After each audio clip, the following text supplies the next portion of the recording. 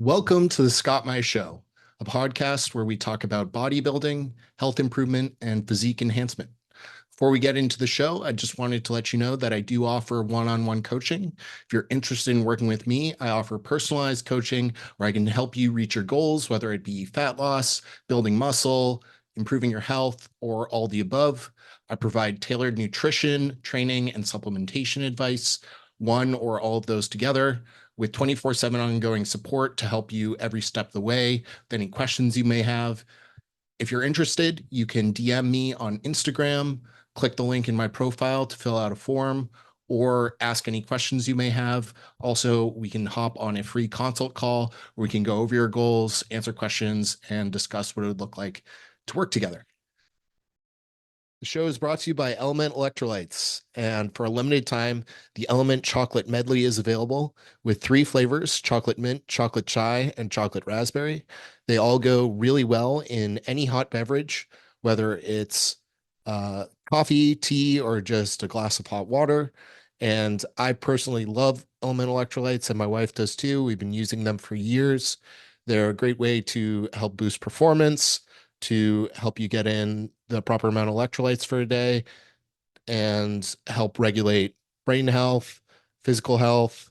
Uh, Salt is important for a lot of things, and just drinking plain water doesn't get you the electrolytes you need. So check out Element in the description, or you can go to drinkelement.com/Scott Mize, and there you'll be able to get a free sample pack when you use my link and help support the show. Thank you. This is a quick disclaimer before we start the show. This show is for entertainment purposes only. Nothing said here should be taken as medical advice, and please consult with your physician before making any changes to your diet, exercise regime, or medications. Thank you, and on to the show. Welcome back to the podcast, Nicholas, the statue Weir. Nick is a bodybuilder and high-level coach. He's been on the podcast before, so if you want to hear more of his story, please go check out that previous episode. It was really great. He's been bodybuilding and coaching bodybuilders and lifestyle clients for over a decade. He's incredibly knowledgeable on training, diet, PDs, and he's a regular on Anabolic Bodybuilding Weekly live stream. Welcome back to the show, Nick. Cheers, man. Pleasure to be back. Yeah. Yeah. So you're back in Sydney now. How's that been for you? Back in Brisbane. Yeah, it's Brisbane. been Okay. good. Yeah, Good. so I mean the whole ordeal of coming back to Australia, the reason for it, that sort of thing. And it wasn't the most pleasant of reasons, which I'm sure we'll dive into more. But Yeah. yeah, it's good to be back. Took a while to get back on my feet because we kind of when we left Australia, I don't think I really touched on this much before and at any point, but we kind of sold off a lot of our furniture, that sort of stuff. We put what we had left in storage, and it was just a bit of a mess, kind of sorting everything back out when we got back on home soil. So Yeah. yeah, we did that. We were staying with family, like relatives, for a while, and we're finally in our own place again, which is good. I've got my own office again, so Nice. everything's starting to feel like life again. Yeah. I can't Yeah. imagine. I've never moved internationally. I can't imagine how that is. It sounds daunting. Yeah. Yeah, it is. It is, yeah. And I mean, it's one of those things you don't know what to expect until you do it, I think. Yeah. And I mean, I'm all for life experiences and trying things new, but I'm also a creature of habit. And I think, I mean, you can definitely relate to this, I know. And I think anyone listening to this will be able to relate to. Like, if you get into bodybuilding, you're either a type A personality or you've got some sort of appeal to routine and structure. And so deviating from that, it does feel a bit daunting, but there's an element of excitement too. So yeah, Yeah. it was different experience moving overseas. That's great. That's great. So yeah, I'd love to go a little bit deeper on kind of your health journey over the last, I don't know how long ago it started, but maybe we can start there. You can talk about how things started and how you started to find out about it, and take it from there. Yeah, yeah, definitely. Like it's difficult to pinpoint when the problems actually started, but I'll go back to when obviously I was made aware of the issues. And I suppose we can kind of dig a bit deeper and postulate on when things might have taken place. But yeah, it's basically around the middle of this year in late June, early July, late June, I'd say, I was experiencing some side effects, some symptoms, I guess you could say. I wasn't sure what it was. The doctors at the hospital weren't sure initially too. They thought it was gastroenteritis because there were digestive issues, things like that. I'd been dealing with some edema on and off since my last bodybuilding show, which was in 2023 April. Yeah. But the issue with that is post show, you always get a little bit of edema and then usually it settles down. And so you don't really think anything of it at the time. And for the most part, mine did initially settle down, but then I started using growth hormone really for the first time in my life. And then I put down the return of mild edema to it's just growth hormone. Everybody I spoke to said that they experienced a similar thing. So I brushed it off and I was getting blood work at the time. I hadn't gotten a scan done for a while, but I was getting blood work done. Last time I got a lot of organ scans done, excluding the heart, everything was fine. And the blood work didn't really show any issues at that point in time. So I thought, okay, it's got to be the growth hormone, surely. Yeah. And you'd get the occasional like marker that was off when you're pushing the doses. I mean, everybody's HDL gets a little bit low, Sure. that sort of thing. And so my lipids were always a little bit out if I was on high amounts, but it always seemed to return to normal if I went to a replacement dose. So there was nothing that was overly concerning in my biomarkers, which is something that I think people should be aware of. Like it's not always going to be something that'll show up necessarily.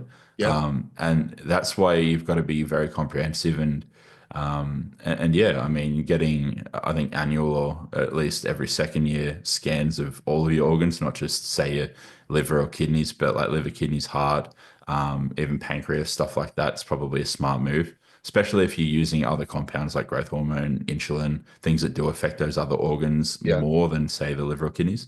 But yeah, I got digestive issues around middle of this year. The edema had been on and off up until that point. So from about April 2023 until the following year, 2024, sorry. So about 12 to 13 months of just on and off edema. And it seemed to change in severity depending on how much growth hormone I was on. Yeah. And that just further gave me that blanket of reassurance of, okay, it's probably this. And then I had a bit of an infection, a skin infection at the time too. I was running a lot of antibiotics. I thought it could have just been a bit of a not sepsis, but a bit of a autoimmune response to the infection. Sure. Yeah, and then yeah, I basically went into hospital a couple of times, and I started experiencing a lot of what's called what do you call it? Pulmonary edema. So like fluid in the lungs. I Yeah. had a viral infection at that point in time too. And the long story short, it ended up being heart failure. I got diagnosed with heart failure. My ejection fraction was it was very low. Let's just say at the lowest point, it got down to about 10, 12%. Wow. And so very low. And for the most part, I was pretty much asymptomatic, which is a scary thing. Yeah. Wow. And so a lot of bodybuilders might be thinking, oh, I feel fine. But what you register as feeling fine might not necessarily be fine. Yeah. Or what you register as being normal, I should say, might not necessarily be normal.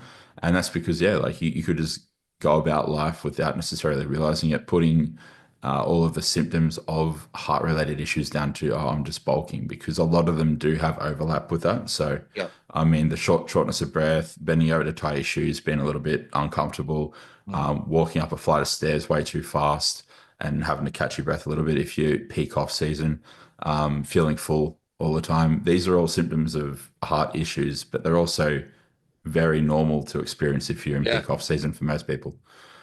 But yeah, I essentially I wanted to get back to Australia once I had that diagnosis because one, it was very expensive in another country without having your medical insurance set up properly and stuff over there, and two, just a language barrier. You want to be with professionals who can speak your native language. So yeah, I just basically came back to Australia, and I've been working on recovering that since then. Wow.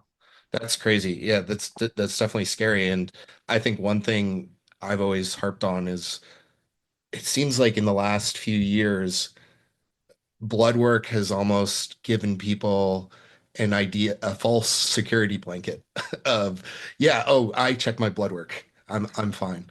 And even on podcasts, I hear time and time again the importance of blood work, and people promoting different blood work clinics and TRT clinics and things like that. And I'm like, yeah, that's really not enough. Like, you need to do more than that, especially checking blood pressure. I mean, that's, I would argue, even more important in some cases than blood work. Um, but I guess on the edema, was it like mostly in your ankles and or legs in general, or where were you experiencing that? Yeah, so for the most part, visually, I only really noticed it in my ankles, to be honest. But Okay, when I think back and look back, I mean, I think there could have been some intramuscular edema through my entire body to some degree. okay, Almost, but I think that's kind of normal as well. yeah, Like you take growth hormone, part of the reason why you blow up initially on growth hormone is that super compensation of water sure, in the muscle tissue. So, I mean, it's a tricky one, but I specifically noticed it around the ankles. Yeah, it's just yeah. like bilateral peripheral edema. It's crazy because so Um, many people have that, and yeah, so many people brush it off. It's like wild. Yeah. And it could be nothing. It could be Yeah, benign, but it could also be something serious. And that's the thing. Like you can't. Same thing with. I mean, E2 levels. I'm sure you get this all the time from people. Oh, bro, I think my E2 is high. Should I take an AI? Well, what does your blood work say? Oh, I haven't gotten blood work done, but I just feel this. It's like, don't go off of how you feel. Get yeah, some data. Like, I yeah, think that's what it comes back to. And I agree with you. The whole blood work has definitely, in recent times, given people this false blanket of security. People need to really remember that blood work is just a single snapshot at that point in time. Like your yeah, blood work, you get it drawn, say, at 8 a.m., you get it drawn at 9 p.m. It could look dramatically different yeah. for a number of markers. So yeah, I agree with you with that. It's yeah. And yeah. So had you ever had an echo done before, or was this your first time getting one? It was unfortunately it was my first time getting one. Got it. So I I was never asked by any of my coaches to get an echocardiogram done. Yeah. I wasn't aware of them, and I feel very embarrassed to admit that because um, I myself obviously have gone to university biomedicine, and I mean obviously it's not a given to know what they are if you go to Sure. university, but you'd expect just being involved in medical science to have a more comprehensive understanding of what all of these scans are, Yeah. which ones exist, and what they're for. But I just assumed EKGs and ECGs were the same thing, and I'd always gotten EKGs done, so Yeah. electrocardiograms, so measuring of the I suppose the electrical activity in the heart, and that was always normal. Like I had normal sinus rhythm stuff like that, so I never suspected anything. And whenever I'd see a doctor and they'd do the usual checkup, they wouldn't do an echocardiogram, but they'd just check my heartbeat, like my lungs, all that sort of stuff. Yeah. And they'd always say, wow, you've got an incredibly strong heart. You've got a really good heart. Everything like Mm. it was almost that kind of false, yeah, Yeah. bias feedback. And Yeah. yeah, I mean, you take their word for it when you're speaking to a professional. And so that, and yeah, just the constant confirmation that things seemed fine. So Yeah. yeah. Absolutely. No, I don't think you should be embarrassed at all. I mean, I don't think it's talked Mm. about nearly enough. And there are so many other ways of checking your heart health, and it's not obvious to 99% of people that they aren't overlapping. Like, in some sense, these tests are mutually exclusive. Like, there are things that show up on an echo that wouldn't show up on other things. So it's not intuitive at all. Yeah. And the thing is, I mean, like you said, there's other ways to check your heart. Like there are certain blood markers that give you a bit of insight into how your heart's functioning. Yeah. And whenever I got those markers tested, with the exclusion of kind of immediately before my heart complications when I went to hospital, those markers were always in range, like the Wow. D-dimer, fibrinogen, troponin, they were normal. And so it makes me think that my condition is more acute, but the severity of it just has me confused because how was it such a severe depression of my ejection fraction if I have Yeah. no plaque present, and if I, uh, yeah, if it's mostly acute in nature, given the fact that a lot of those precursors that you can get tested on blood work were like showing up in the normal range Yeah. for like say 6 months prior. So it just really makes me wonder what the catalyst was. I mean, there was a viral infection I had around that time that I mean, a friend of mine had a viral infection at that same time too, and that actually put him into mild heart failure. Wow. And he recovered recently, but I mean, it's highly probable that there were multiple contributing factors, and it's kind of just like a layered effect of like a perfect storm for heart conditions. I mean, Yeah. already on PEDs. Um, there was overuse of lipolytics in my last contest prep. Okay. And then in a couple of mini cuts, there was use of clenbuterol and stuff like that Yeah. following my last prep. And so I'm thinking potentially the polypharmacy between the lipolytics, the fact that I was already on, I wouldn't say a high amount. I've never pushed my anabolics high. Yeah. I You've been hyper very moderate. responded. Yeah. Yeah, I hyper respond, but I think I hyper respond to the good and the bad effects. Okay. That's what I'm, yeah. And then, yeah, so those two things in play, then the growth hormone, the edema immediately caused from the growth hormone, and then the pressure of that water weight, like carrying that water weight around 24/7, training with that water weight, and then going to bed having sleep apnea for a year and not using my CPAP machine. And Mm. so I think the pressure and the stress placed on my heart from getting insufficient oxygen when I'm sleeping, not Mm. getting enough deep sleep, causing more oxidative stress, combined with the fact that I had that viral infection around that time too, which most likely put stress on my cardiovascular system. And then the fact that also literally came out of the back end of my contest prep where I was over dieted. I lost a lot of muscle due to the overuse of lipolytics, and regaining all of that lost tissue plus more. I gained 90 pounds. I think it was, yeah, 90 pounds in 9 months. And Wow. that it doesn't matter. It doesn't matter whether that's muscle, water, fat. If you gain that much weight in such a short frame of time, that is going to be stressful on the body. Yeah. And the heart is an organ. Like it doesn't, I suppose, differentiate necessarily between, oh, this is muscle, this is water. This is additional weight that I have to work harder to basically, yeah, facilitate. Yeah. Absolutely. That's crazy. That's definitely a perfect storm. Did you have a Yeah. genetic history of heart disease or heart failure as well, or no? To my knowledge, I don't. Okay. I mean, there's a good handful of family members who lived very wild lives with recreational drugs. I mean, one of them was a biker, and then his brother, funny enough, was one of the heads of the detectives in one of the states of Australia.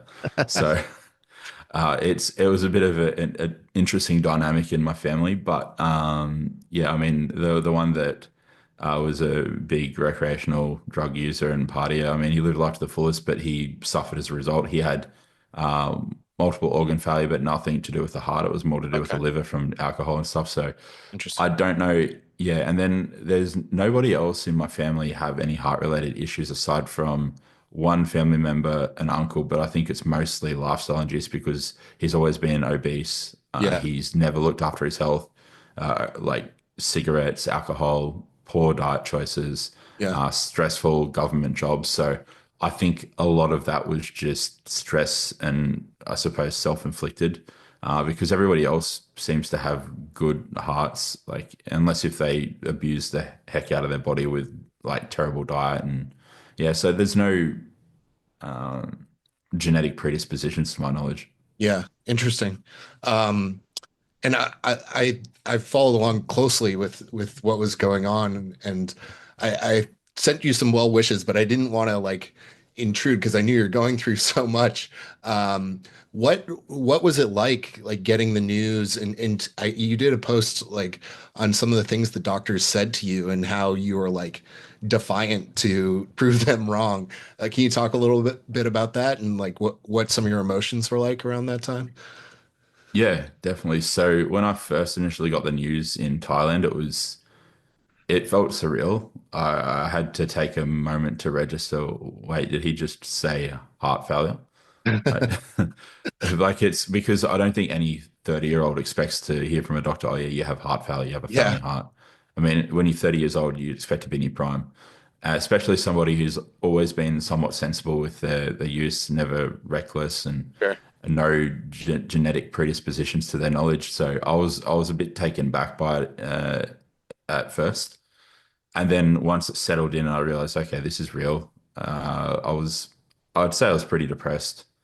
I was in a bad place mentally, and I just kind of, when I'm dealing with stuff, I tend to not reach out to people and bother people. I just stick my head in the sand Sure. and I just try kind of, yeah, swim, paddle through it and sort it out myself. And I guess it's just a coping mechanism that I've learnt over the years growing up. That's how I dealt with things because there are a lot of times where I didn't have anybody for support. So I just learned how to self-soothe and facilitate in that. So yeah, a bit depressed at first. Came back to Australia. The first cardiologist I spoke to in the hospital over here, he basically just said to me, I'm going to be on medication for the rest of my life. Uh, he said, I'm not going to be able to recover my heart function. I'm not going to be able to bodybuild. I'm not going to be able to do this and that. I'm going to have a very short life. Like I'm going to die very young. And it's just the worst thing to say to somebody when they've, yeah. And to be honest, I was hysterical. Like I was in the worst of ways. I was very, very distraught, very upset, and I didn't really know what to do. I called my mother, and I usually don't call my parents for comfort. I like to just, yeah, deal with things myself, as I said. But I was in a very bad place mentally, and my fiance was with me at the time, and yeah, I was basically admitted to hospital the following, well, that night actually, and the following day, I started seeing professionals from the cardiology department, the nephrology department, stuff like that. They started doing tests on me. I was getting blood work taken several times a day, like every 4 hours. I was getting blood drawn from me while I was in hospital. They did an echocardiogram upon my like arrival, and they found that the ejection fraction had dropped a little bit since I'd flown back to Australia. So I think maybe the flight might have depressed the ejection fraction a little bit more. And they discovered they used contrast dye. They discovered that there was a partial thrombus in my left ventricle. Wow. So they put me on heparin and warfarin, bridged the two, and then they took the heparin out once the warfarin reached INR levels. They got me started on my medication slowly in hospital, and they basically got me to a point where they were happy with the medication I was on, and they were confident that I was stable. And then they discharged me a couple of weeks later.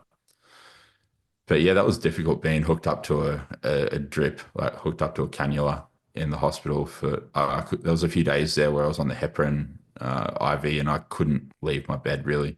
And everybody just treating you like you're so fragile when you feel pretty normal for the most part. It was mentally very difficult. Yeah. I had family visiting me constantly. It was the easily the worst time of my life so far. Like it's the worst experience I've had in my life so far. And just having, yeah, professional after professional come to me, like there was a lot of them that a lot of them were quite, I don't want to say pessimistic, but they definitely weren't optimistic, and they had no experience with my type of case. Like they had no experience with, yeah. So it was a bit difficult. And yeah, it's just I don't know, it was a horrible experience. But lo and behold, I left hospital and I'm just basically I said to myself, you know what, I'm going to do my best to recover from this. I've since spoken to a couple of other bodybuilders who have actually gone into heart failure, recovered, and they've returned to bodybuilding. Wow. Um, there seems to be a little bit more of a common occurrence than people realize. Mm. And I'm adamant that there are a lot of bodybuilders out there who do not get scans done on a regular basis that are probably walking around in mild or severe heart failure without even realizing it. It's one of those things where you can be asymptomatic, you might not experience anything, and it's important to not just go off of how you feel, but rather just be proactive and get things done. Yeah. Absolutely. Yeah, I'm so sorry you had to go through that, Nick. That sounds absolutely horrible. I can't imagine. Um, Uh, I've been very sick before and been in the hospital, but yeah, that just sounds like a whole nother level. So yeah, I'm sorry. But I'm uh, glad you made it through, and I'm glad you're on the upswing now, it seems. yeah, yeah. Well, that's the thing, and I never want to jinx myself, but there's been a lot of improvements. I mean, when I was admitted to hospital, my resting heart rate was around 100 beats per minute. Uh, if I walked quite briskly, it could get up to 120, 125.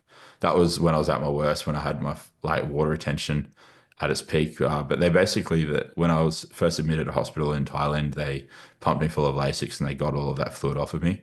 Um, yeah, but after that, my resting heart rate was still around 100 beats per minute, but now it's sitting at 49 to 55 beats per minute. Um, Incredible. my all my blood markers have improved. I mean, my EGFR was below the reference range when I was first admitted to hospital. My cystatin C was high.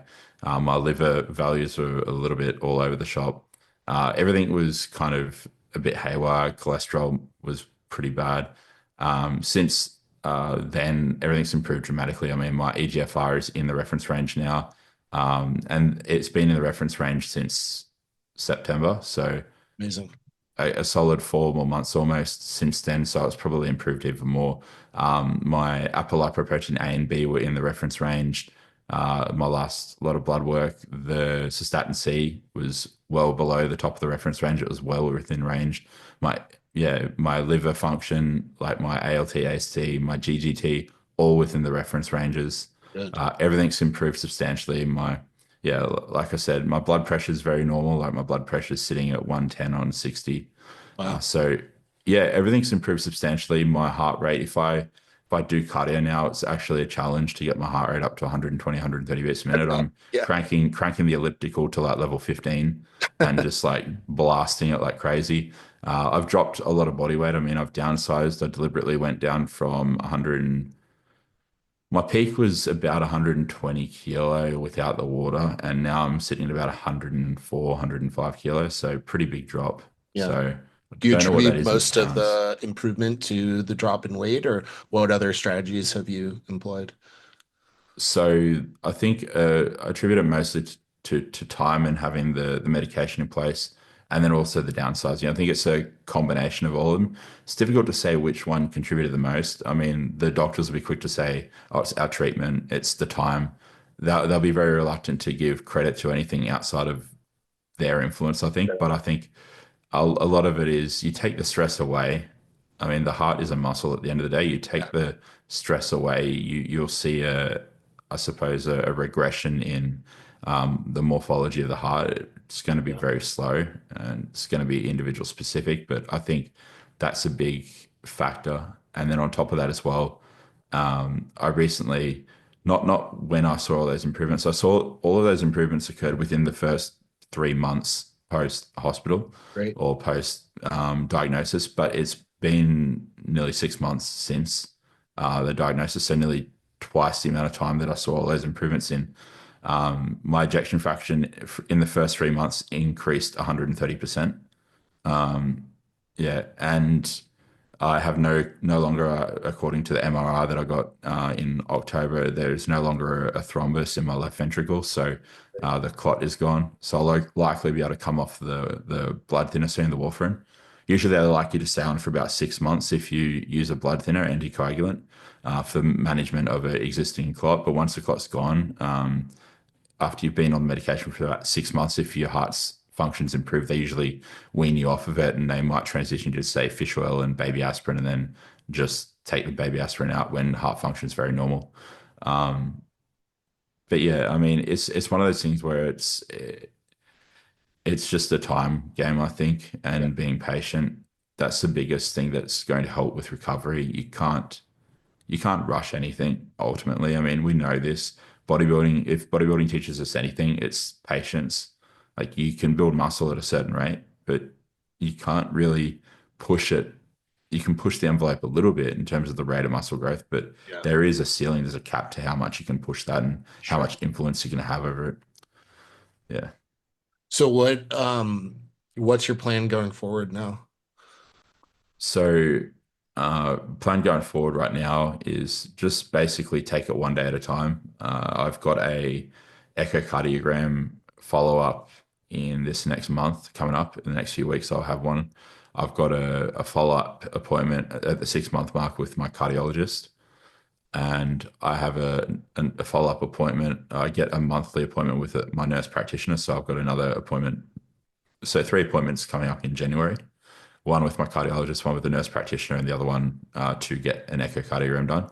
So the echocardiogram will be a 6 month like progress mark. So that'll show how much things have changed in the 6 months of therapy. The MRI, to my understanding, the MRI is a little bit more accurate at measuring ejection fraction. Oh, And interesting. it's, yeah, I'm not sure if that's true. I think it's heavily dependent on who does the scan, what kind of MRI machine, that sort of thing, and also the technician operating it. So there's a lot of factors. I mean, it's never one thing. But yeah, the MRI showed an improvement from the initial echo in that 3 month time frame. So I'm hoping for another improvement when I do get this follow-up echocardiogram. Yeah. And once things get back to around, say, 40, 45%, I'll be a lot more comfortable. If I can get things to there, I'll start to feel a little bit less concerned with my recovery and a bit more confident in the process. But yeah, it's one of those things where it's you feel like you're kind of a little bit in the dark. It's Yeah. yeah, strange. Yeah. Yeah. I think that's really smart, taking it one day at a time and not rushing anything. Um, Yeah. and I guess, what advice would you give to like you mentioned some of the things around doing more types of scans. What other things do you think you would give advice to bodybuilders to watch out for? Yeah, so I mean, any change in symptoms, really. I mean, if you're experiencing something that you don't normally experience, don't dismiss it. I mean, Yeah, I grew up with the mindset of, oh, what doesn't kill you makes you stronger. You just tough it out, push sure. through. I mean, when I was a kid, if I fell out of a tree, my mum would ask me to lay down on a couch and just rest. And when you feel better, you're fine. Like it wasn't, oh, we'll go to the doctors, check for broken bones. So if you come from a background where you're not, I don't want to say gaslit to dismiss any discomfort or pain or any abnormal symptoms. Just realize that there could potentially be something wrong. And on the flip side, if you're a bit of a hypochondriac, maybe don't put too much merit in what you're feeling. So it's kind Yeah. of, you want to be in that happy medium. It's always Yeah. good to be precautionary and take proactive measures. Yeah. So I'd say to people, don't dismiss any sudden changes in how you feel or symptoms that you experience. If something is abnormal and it's not going, it's persisting, get it checked. In terms of scans, getting organ scans done at the most frequent once a year, least frequent maybe once every 2 years, is a good measure, I think. Yeah. And then blood work, getting blood work, of course, done at least quarterly. At the very least, I think if you're an assisted bodybuilder, especially quarterly blood work, just looking at important markers. I mean, your liver function, kidney function, Yeah. D-dimer, troponin, brain natriuretic peptide, things like that that give you a lot of bang for your buck in terms of insight and how your body's internal organs are functioning. Um, and then one of the other ones, like you said, the low-hanging fruit, keep tabs on your blood pressure. I mean, it's blood pressure and resting heart rate. They're two very easy things to monitor. Yeah. Like a blood pressure monitor does not break the bank. You can buy one on Amazon for $50. Yeah. Like it's really not that big of a deal. And if Yeah. you can't afford $50 for a blood pressure monitor, you can't afford PEDs. If you can't Yeah. afford blood work, if you can't afford to get organ scans, even though, yeah, they're a few hundred to $1,000 each, like if you can't afford that once a year or once every 2 years, like you've got bigger issues Yeah. than yeah, thinking about running PEDs. And I mean, you're running with scissors if you don't do this stuff. That's one thing I'm adamant about. Yeah. And yeah, had I have known what an echocardiogram was, I would have been getting those all along. I would have caught this the first moment it showed any, um, I suppose, any signs, and I wouldn't be here. But yeah, I think it's very little. Like the smallest contributor is probably the PEDs, in all honesty, if I were to guess. And I think it was more the lipolytics and the sleep apnea, the viral infection, Weight gain. and yeah, the weight gain. Yeah, so the rapid weight gain. I mean, there's a reason why they advise you to be slow with reintroducing food post show. It's not necessarily just to mitigate fat gain, but if you're an assisted bodybuilder and you've been using lipolytics, potentially diuretics, lost some muscle in the process, like that quick rebound in weight can put a lot of stress on the body's systems. Yeah. Yeah. Yeah, I think that's super well said. I was fortunate enough to get an echo 4 years ago. Um, Oh, that's good. yeah, and this was close to when I started using PEDs, and I think it was 48% my ejection fraction. Wow. And so I was a little bit worried. But I had been I was a competitive lightweight rower for 8 years. So I had done lots and lots and lots of cardio. So I thought maybe that was a contributor. Didn't really know. Um, and so then 2 years later, 2 years ago now, I got another one done, and my ejection fraction was 51%. And on the first one, I also had like some biventricular hypertrophy as well. But That also you had left and right ventricle yeah, hypertrophy, yeah, and did that regress just with the cessation of cardio? yeah. Well, that and also I started telmisartan a year before the second echo, so a year after the Mhm. first one. Oh, So good. the biventricular hypertrophy went away, but the ejection fraction only improved to 51%. Um, Mm. and then that was 2 years ago. Since then, I competed for the first time. I've used more PDs than I ever had, and pretty continuously as well. I also, post show, I gained a lot of weight. I got down to like 190 was my lowest in my prep, 190 pounds, and within 6 weeks, I was back to my pre-contest weight of like 225. Um, and I got really sick a few like a month ago, and I had an X-ray done of my heart, and it was very enlarged, cardiomegaly, I think they call it, and Wow. that was concerning to me because 8 months prior, so still pretty far into using PEDs and stuff, I got an X-ray done at the exact same facility, and it was not enlarged. So in 8 months, my heart went from normal on X-ray to enlarged. So I was really nervous going into this most recent echo. I was like, I've used a lot. My heart was enlarged. I was really worried. Um, so I had the echo done this week, and my ejection fraction was 65%, and everything else was normal.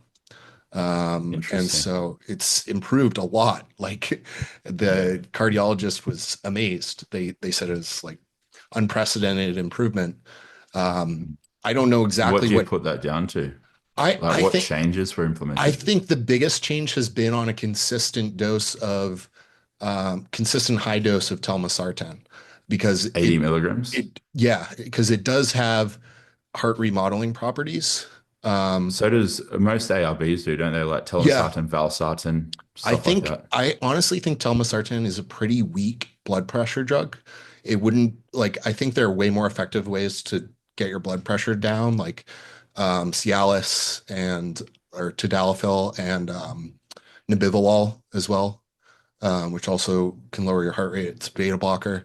Low dose of that really um, brings your blood pressure down, but I've just been on telmisartan very consistently. And recently I switched to olmesartan because I've heard that is more kidney protective, because that's the other thing I've worried about because Mm.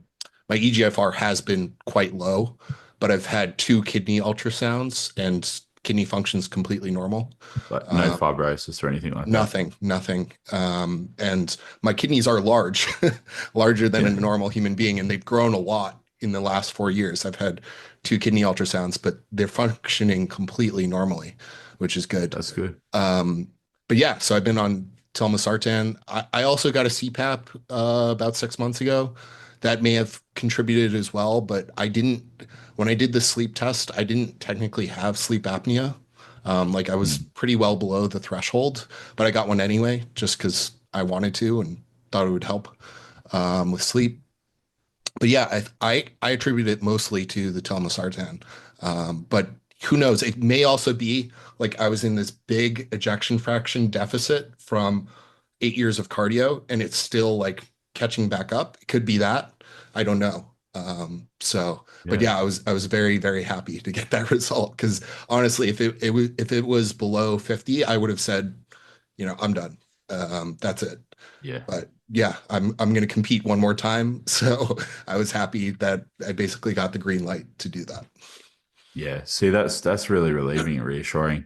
Yeah. That kind of improvement's pretty dramatic. I mean, it's interesting that you said bilateral enlargement, but that's the thing a lot of people don't understand. Like certain types of cardiovascular exercise will cause a enlargement of the right ventricle, whereas like weight training will cause left ventricular hypertrophy. So yeah, when you saw that reverse remodeling of the heart from where you had like the left and the right or the biventricular hypertrophy, did you still do weight training through that time? It was just cardio you Yeah. cut back on?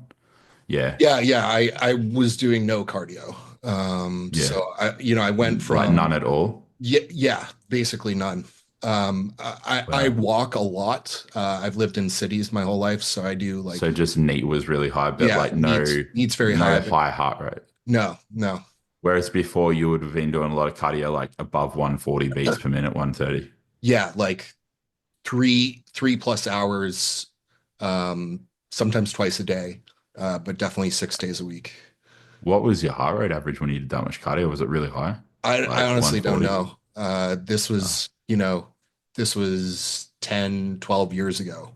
Wow. So It it probably was, actually wasn't that high. You would have been that fit that it was probably quite low, even yeah, when you I'm pushed sure and I was, exerted yourself. I think I was very, Yeah. very fit. I was 149 pounds too. Uh, Wow.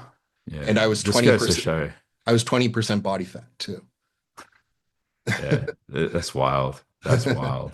Yeah. Yeah. So yeah, thankfully I've been a lot luckier than others, but yeah, Mm. I can't emphasize enough how important these types of scans are.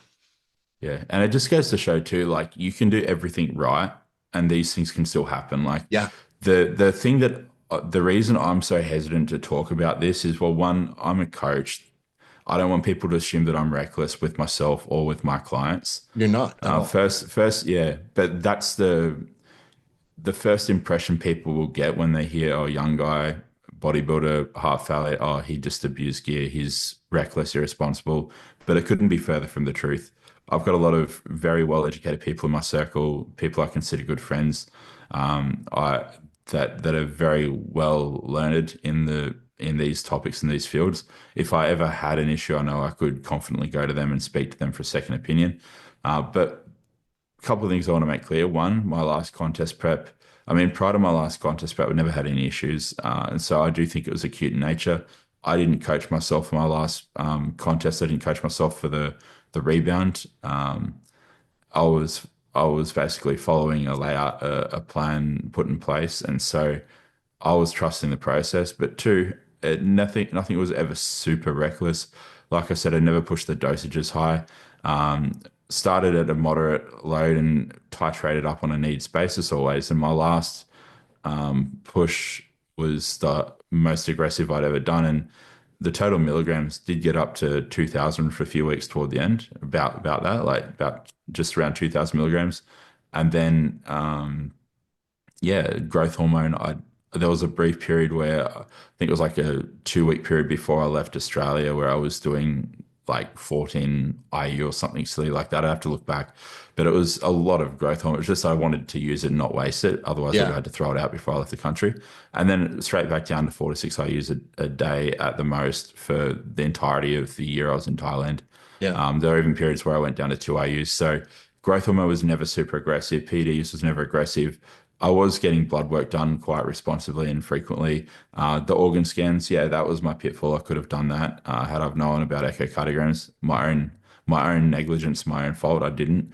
And yeah, but the thing is, I did everything pretty sensible and right for the most part. Diet's always been very good. I've done daily cardio. But it just goes to show sometimes you can just draw the short straw. Yeah. And I don't want people to think, yeah, anything. Uh, I don't want people to basically assume incorrectly. That's all. Yeah, Yeah. absolutely. No, I couldn't Yeah. agree more with that, Nick. You've been extremely responsible and someone I look up to for advice and guidance, and really respect how patient you are in general with your bodybuilding progress prior to this. I've always thought that about you. So yeah, absolutely. That's not the case that you were reckless. Means a lot to hear that. Yeah, no, truly.